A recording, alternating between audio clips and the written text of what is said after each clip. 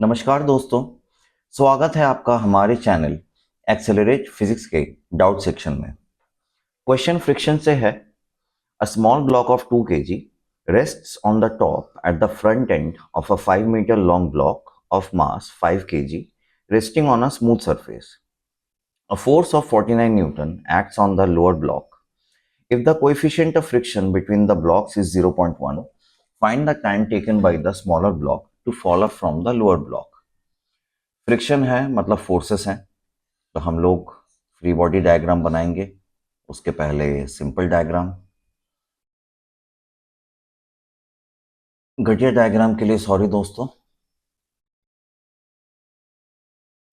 इसके ऊपर काम कर रहा है 49 न्यूटन।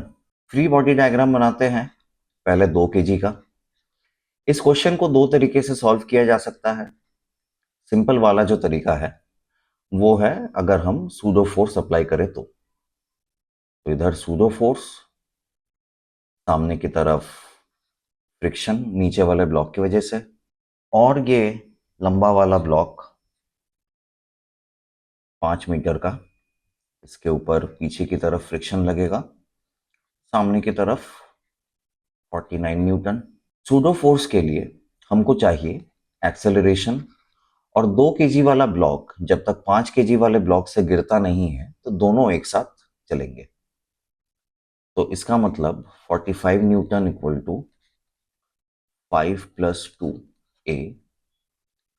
तो यहाँ पे एक्सेलरेशन हमारा आ गया कितना, 7 मीटर पर सेकेंड स्क्वायर। यहाँ पे नॉर्मल रिएक्शन बनाना ज़रूरी है। 5 kg वाले ब्लॉक के लिए ज़रूरत नहीं, क्योंकि 5 kg के नीचे जो ग्राउंड है वो है स्मूथ। लेकिन 5 kg और 2 kg के बीच में फ्रिक्शन है, तो उसके लिए नॉर्मल रिएक्शन की ज़रूरत है। नॉर्मल रिएक्शन सिंपल तरीके से आ जाएगा, R = 20 न्यूटन। G को हमने मान लिया 10 मीटर पर सेकेंड स्क्वायर। फ्रिक्शन कितना हो जाएगा, mu into normal reaction 0.1 multiplied by 20, कितना आ गया, 2 न्यूटन।